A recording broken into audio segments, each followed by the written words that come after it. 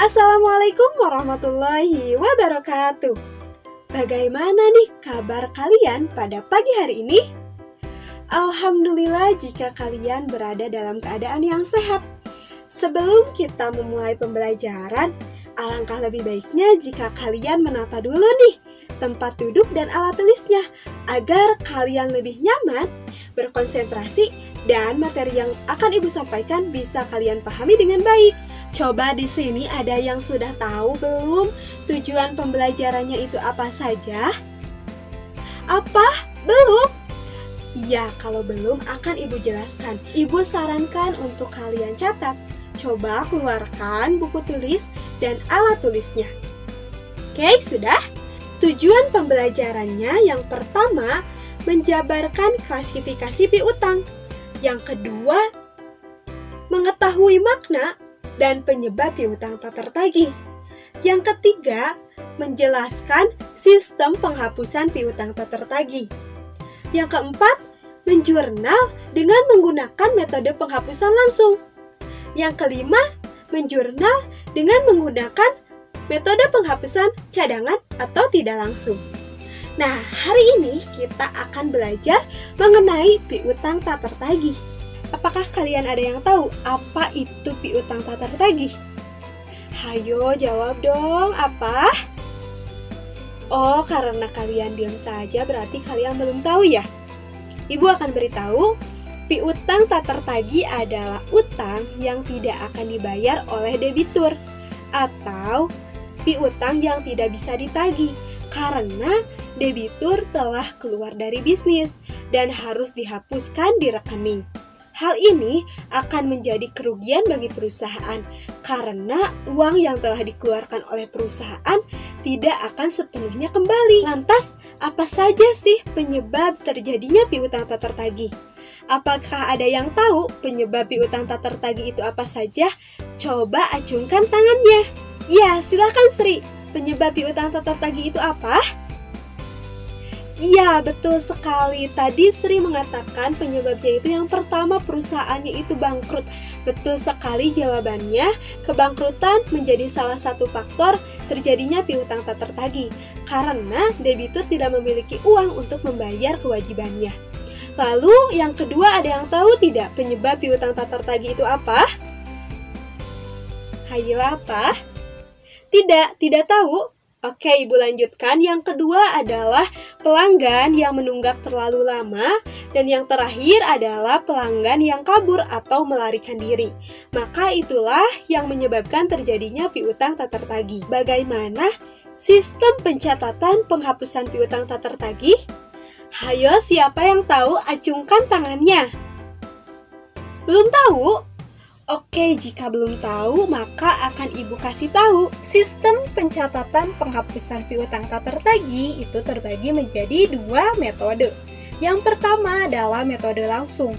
Metode yang digunakan untuk setiap piutang yang telah ditetapkan untuk dihapuskan secara langsung. Jika dari sejumlah debitur tidak mampu untuk membayar kewajibannya atau gagal untuk memenuhi kewajiban tersebut. Metode ini dilakukan pada saat kejadian gagalnya debitur untuk memenuhi kewajibannya. Supaya kalian tidak bingung, Ibu akan memberikan contoh mengenai metode penghapusan langsung.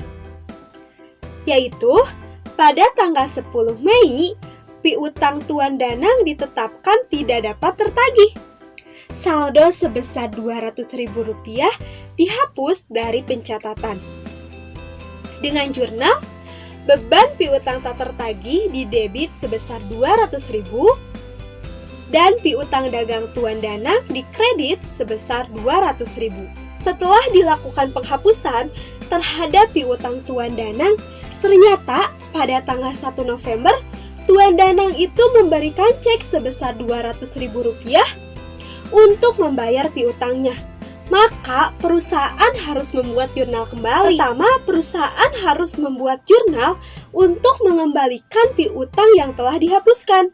Dengan jurnal, piutang dagang Tuan Danang sebesar Rp200.000 di sisi debit dan beban piutang tak tertagih sebesar Rp200.000 di sisi kredit.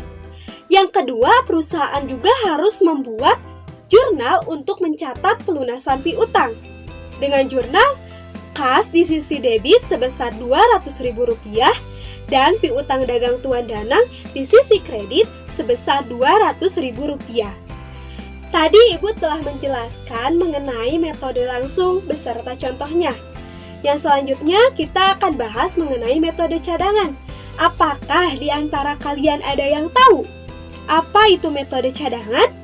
Coba yang tahu acungkan tangannya. Belum tahu? Oke, jika belum tahu akan. Yang kedua adalah metode cadangan atau metode tidak langsung, di mana ini adalah kebalikan dari metode langsung, yang mana metodenya adalah sangat konsisten dengan matching principle. Manajemen membuat estimasi setiap tahun berapa bagian piutang yang tidak dapat ditagih. Beban piutang tak tertagih berada di sisi debit dan cadangan piutang tak tertagih berada di sisi kredit. Serta piutang yang benar-benar tidak dapat tertagih didebit ke akun penyisihan piutang tak tertagih dan dikredit ke akun piutang dagang. Untuk menambah pengetahuan kalian pada metode cadangan, Ibu juga akan memberikan contohnya. Contohnya itu, pada tanggal 21 Januari, piutang Tuan Dino sebesar Rp610.000 dianggap benar-benar tidak dapat tertagih. Maka perusahaan harus membuat jurnal untuk menghapus piutang dari Tuan Dino. Dengan jurnal, cadangan piutang tak tertagih di sisi debit sebesar Rp610.000 dan piutang dagang Tuan Dino di sisi kredit sebesar Rp610.000. Setelah dilakukan penghapusan, ternyata pada tanggal 21 Februari, piutang dilunasi dan melakukan pencatatan kembali piutang Tuan Dino yang telah dihapuskan karena ternyata piutang tersebut dapat tertagih. Maka, bagaimana sejurnalnya? Ada yang tahu jurnalnya seperti apa? Sama loh dengan metode penghapusan langsung. Hanya saja akunnya yang berbeda atau bahasa di akunnya itu. Coba yang bisa acungkan tangannya. Ya, Dina silahkan. Betul sekali jawaban dari Dina. Untuk mengembalikan piutang yang telah dihapuskan, maka perusahaan harus membuat jurnal dengan piutang dagang Tuan Dino sebesar Rp610.000 di sisi debit dan cadangan piutang tak tertagih di sisi kredit sebesar Rp610.000. Satu lagi nih jurnalnya, yaitu untuk mencatat pelunasan piutang dari Tuan Dino. Di sini siapa yang bisa menjawab atau bisa mengerjakan contoh soal ini? Hayo, siapa? Ya, silahkan Winda untuk menjawab. Betul sekali tadi jawaban dari Winda. Jurnal untuk mencatat pelunasan piutang yaitu kas di sisi debit dengan jumlah sebesar Rp610.000 dan piutang dagang Tuan Dino di sisi kredit sebesar Rp610.000. Untuk materi hari ini Ibu cukupkan. Apakah di antara kalian ada yang mau bertanya? Coba diacungkan tangannya yang mau bertanya. Tidak ada yang mau bertanya? Serius nih. Minggu depan kita akan membahas lagi metode penghapusan cadangan. Karena metode ini cukup rumit, jadi Ibu akan dikuatkan lagi pengetahuan kaliannya di minggu depan. Lalu jika ada waktu, kita juga akan membahas tentang estimasi piutang tak tertagih berdasarkan penjualan dan analisis piutang. Untuk menguatkan pengetahuan kalian, Ibu akan memberikan tugas di Google Classroom sebanyak 10 soal dengan jangka waktu selama 1 minggu. Jangan khawatir jika kalian masih bingung, coba kerjakan sesuai dengan kemampuan kalian, karena jika kalian masih bingung, Ibu juga akan membahasnya di minggu depan sebelum memulai materi.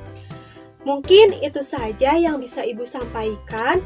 Mohon maaf apabila banyak kesalahan, baik dari tutur kata maupun tingkah laku Ibu yang tidak berkenan bagi kalian. Sekian dari Ibu.